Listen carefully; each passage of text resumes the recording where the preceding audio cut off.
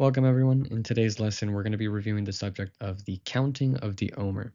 This is a 7-week period after Passover, leading up to Shavuot, or the Feast of Weeks. So let's begin with the question, what exactly is an Omer? Well, most people think of wheat or barley in association with an Omer, but an Omer only refers to the measurement or quantity of such, so it's not a physical object. Well, now we have to ask, how much is an Omer then? In Exodus 16:26, the Torah states that an omer is a tenth of an ephah. Now we have to ask, what is an ephah? Again, so these are biblical measurements that even the rabbis say are sort of maybe they got lost in time, or we don't know the exact same measurements. So there is differing rabbinic opinions of how much these measurements exactly are. But Talmudic sources include eggs as a source of measurement. So they're, according to probably the most popular opinion, an ephah is about 432 eggs. Well, if an omer is 1/10 of this measurement, then an omer would be around 43.2 eggs. So just to better picture this, let's try to transpose it to our modern context by saying that an omer would be about 2.3 liters or 2.1 quarts, basically around 5 pounds in our modern day context. So if we're going to try translating it into our perception of food, then that would mean that an omer is approximately it equates to 39 servings of rice, um, probably 9.75 cups of dry rice. It also equates to half a standard bag of flour, which is 5 pounds, as well as a standard 4-pound bag of granulated sugar, as well as a 2-liter bottle of soda.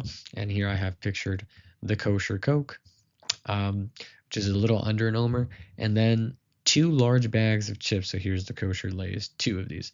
So these examples are just a little attempt to help us grasp the physical quantity of an omer in a modern context. But all in all, just these are sort of what you want to remember. Above all, just 5 pounds. So when we think of an omer, especially in the biblical context, and you want to associate it with, let's say, wheat or barley, just imagine carrying 5 pounds of wheat or barley. That would be the equivalent of an omer. So let's look at how this measurement appears in the Torah. So the first episode this measurement appears in is in the wilderness, where the people of Israel were commanded to gather an omer of manna, no more and no less, an omer for each member of the family. On the eve of the Sabbath, Moses had announced to everyone to make use of the double portion of manna, since none of it would fall on the Sabbath. So, as we know, the story goes, people would try saving their omer portion of manna, which displayed a lack of trust in God that he would provide for the following day. Well, for those people that tried to save an extra omer, the Torah says that that portion became infested with worms and it stank. But this didn't happen with the double portion saved for the Sabbath. That one remained intact and perfectly consumable. And actually, just a little side note, this is the source of the Hamotzi blessing, is recited over 2 loaves of bread, a reminder of this miracle of the double portion. But yeah, back to the Omer. This story is the first time we encounter this measurement. And in a modern context, we've interpreted it as 2.3 liters or about 5 pounds. So using this modern understanding, you might be wondering, they ate 2.3 liters or 5 pounds, remember, equivalent to 43.2 eggs every day. The idea here is that this was their daily intake and that this was a nation that might have had special dietary implications because of their long sojourn in the wilderness. And on top of that, the Midrash comes in, Jewish interpretation comes in to offer certain explanations for just how satiating the manna was. Right? Rashi, who quotes Sifra, explains how for the righteous, it tasted like anything that came to mind, while for the wicked, it was just simple bread. And then there's another midrash that explains that the taste of manna varied depending on the needs of the individual. So for the young men, it tasted like bread. For the old, it tasted like wafers made with honey. For the children, it tasted like milk from their mothers, and for the sick, like fine flour mingled with honey. So of course, that is just a midrash expounding upon the manna. But for our lesson, we're focusing on that this was an omer of manna, the quantity that was saved daily for each person. And it was enough to adequately satiate an individual for an entire day in the wilderness. So now the second mention of the omer in the Torah is the commandment to count the days between Pesach, which is Passover, and Shavuot. And this period is referred to as Sefirat HaOmer, the counting of the Omer. This commandment is reiterated in Deuteronomy 16:9, again commanding the counting of 7 days. So we're taking from the verse in Leviticus that says, "You shall bring an omer from your first harvest to the Kohen, and you shall count for yourselves from the morrow of the rest day, from the day when you bring the omer of the waving, 7 weeks, they shall be complete." So the offering that would begin this counting period consisted of an omer of freshly harvested grain. However, there are disagreements regarding when the omer is brought to the Kohen. Well, when is it supposed to be brought? So Leviticus states more than once in this chapter that it has to be brought on the morrow of the rest day. So the Hebrew mimacharat hashabbat, on the morrow of the rest day, uses the word you might even be familiar with, Shabbat. So from a simple reading, we might think this has to refer to the weekly Sabbath, the holy day of the week. But then there's another perspective that understands the usage of the word Shabbat as not as the holy day of the week, but as the word rest in reference to the festival of Pesach. And this is where we get into the controversies. So for this portion, I wanted to review how these different groups interpret Mimacharat HaShabbat. What does it refer to when it says morrow of the rest day? So starting with groups like the Essenes and the Sadducees, who in our modern day no longer exist, but as well as modern day Israelite Samaritans who do exist. Professor Garber has interviewed leaders of this group. I think he said there's about 1,000 in number today. Well, they agree with the former interpretation that the beginning of the counting of the Omer is on the Sunday after the Feast of Matzot, after the 7 days of Passover. So Passover and then the Sabbath, and then that's where the counting would begin. Well, of these groups, the Essenes used a 364 solar calendar, and this is in contrast to the rabbinic lunar calendar. So the calendar for the Essenes, they were always affixed in terms of days and weeks, because when you have 364 days a week, it falls on perfectly, basically starting on Sunday, ending on a Saturday. So their counting always began on the 26th of Nisan, which was always a Sunday. Next would be Karaite Jews, which is literally meaning people of the scripture.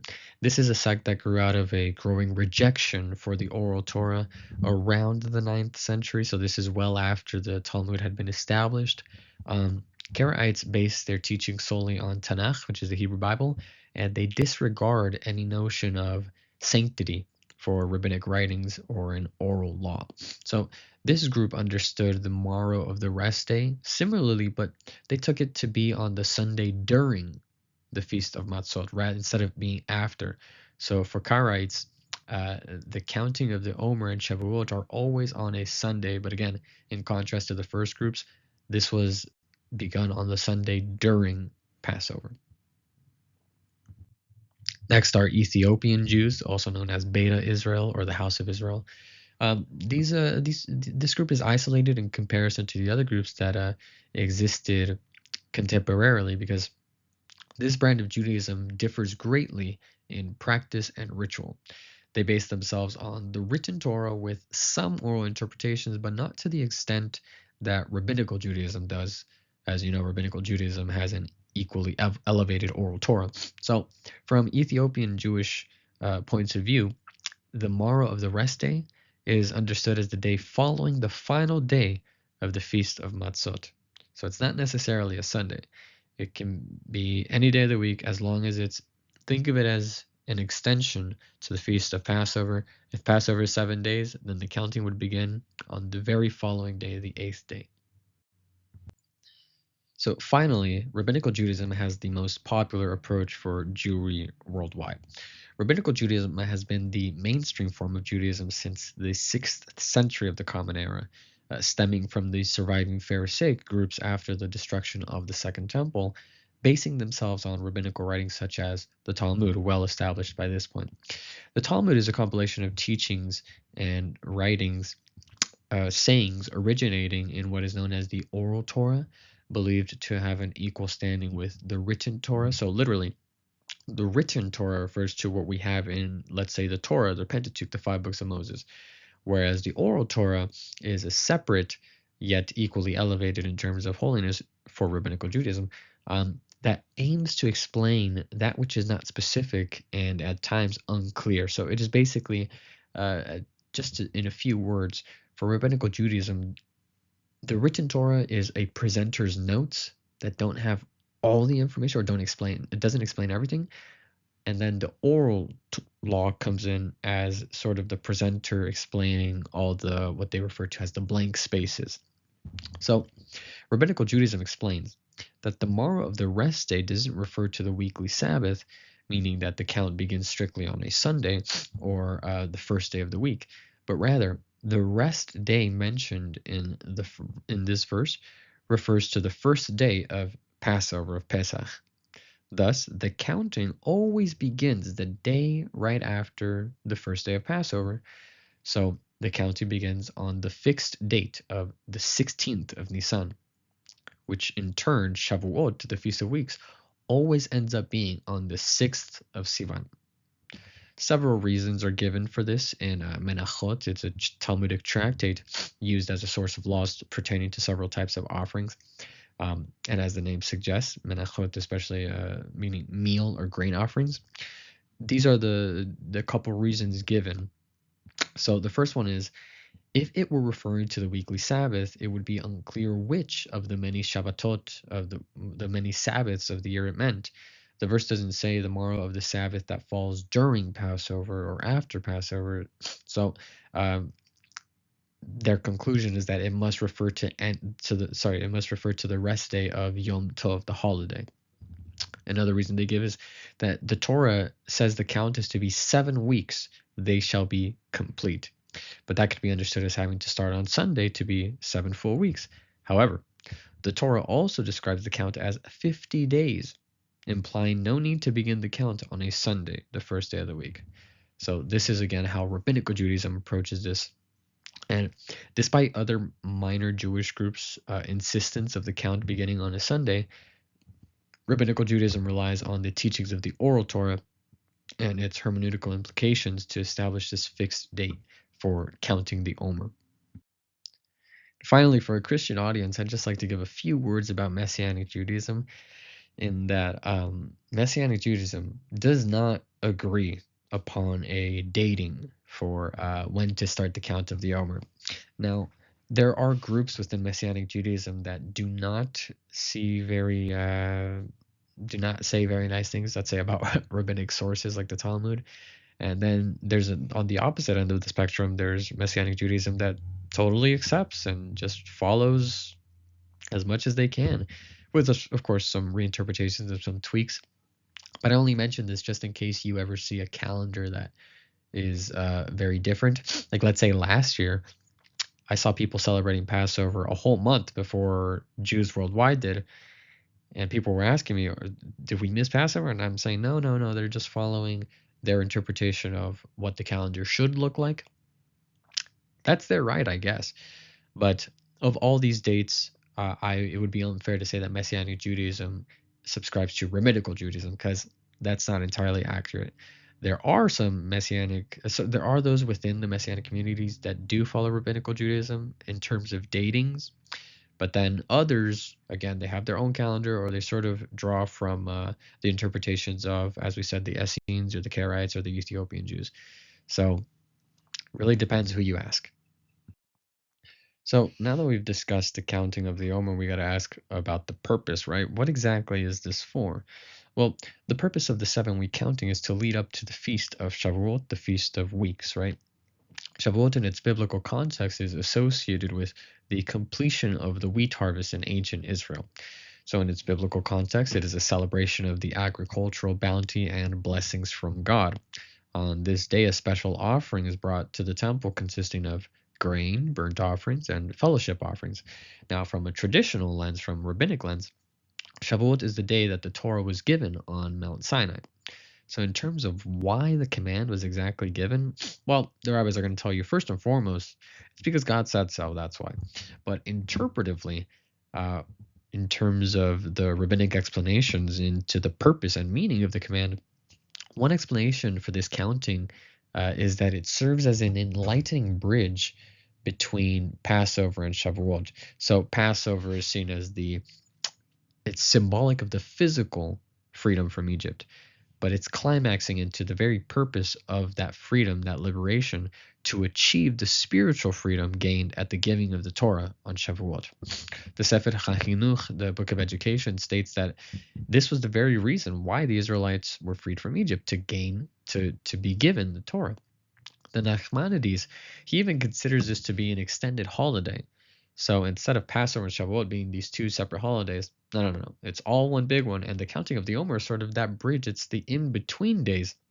The same way that Sukkot, the Feast of Tabernacle, has its in-between days during that week. So mystical sources chime in to explain that this isn't a mere count, but rather it's a time of potential for inner growth. This is the opportunity for one to work on their midot, their good characteristics, through reflection and development each day of the 49 days of the counting. If you're familiar with the Sefirot or the emanations, I would recommend following Chabad's daily articles as they follow along each day of the Omer with a little description of what day or what Sefirot pertains to that day specifically. And then from a messianic point of view, one needs to only consider that it was during this period that Yeshua, Jesus, appeared after his resurrection to his followers, and that can be seen in the Gospel of John. All in all, this time is the recommended time to study the Torah, showing one's anticipation and devotion to learning and connecting with it, demonstrating a true preparation for Shavuot, for the Feast of Weeks, for the giving of the Torah. While the temple stood, the counting of the Omer was directly connected to the Omer offering. This was a grain offering of barley brought on the second day of Passover, according to Rabbinical Judaism. Remember that discussion. So this marked the beginning of the 49-day count leading to Shavuot, and on Shavuot, that's when the wheat offering was brought. Well, after the destruction of the temple, the mitzvah, the commandment of counting the days, was preserved in a verbal declaration. So each night, the following blessing is recited. Baruch atah Adonai Eloheinu melech haolam, asher kiddushanu b'mitzvotav v'tzivanu al sefirat ha'omer. Blessed are you, Hashem, our God, King of the universe, who has sanctified us with his commandments and has commanded us regarding the counting of the Omer. So, the Omer count is announced right after this. For example, on the first day, one would say, "Today is 1 day of the Omer," and on the second day, they would say, "Today is 2 days of the Omer," so on and so forth until Shavuot, the Feast of Weeks. Well, in this recitation, what you're doing is you're participating in the sort of hype and the excitement being generated in continuing to study, to learn, to teach, everything in excited preparation for Shavuot, or as the rabbis teach, the day the Torah was given on Mount Sinai. So, until the next lesson, shalom, shalom. Thanks for watching.